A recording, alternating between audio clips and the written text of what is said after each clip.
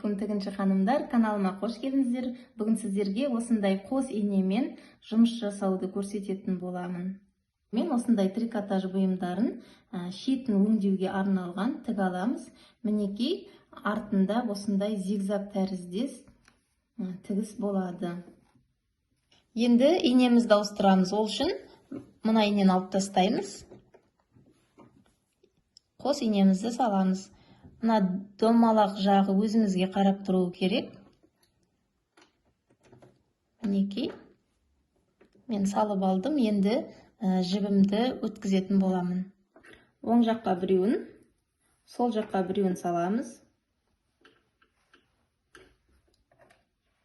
Күнделікті қалай өткізіп жүрік, солай кәдімгідей өткіземіз. Міне стрелкалары бар көрсетілген. Бұл жерде оң жақтағы жіпті оң жақ инеге, сол жақтағы жіпті сол жақ инеге қарай өткіземіз.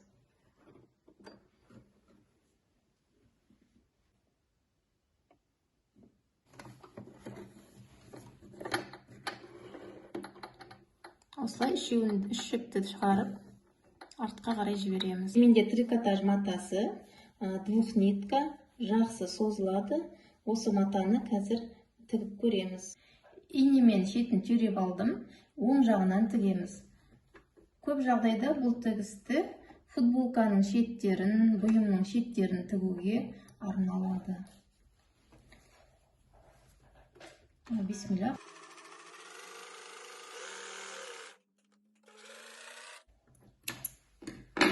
Мінекей, осындай әдемі тігіс пайда болды. Артқы жағы осындай зигзаг тәріздес. Матамызды тартқан кезде жібіміз үзілмейді. Егер де менің видеом сіздерге ұнаған болса, каналға міндетті түрде тіркеліп, лайк басуды ұмытпаңыз.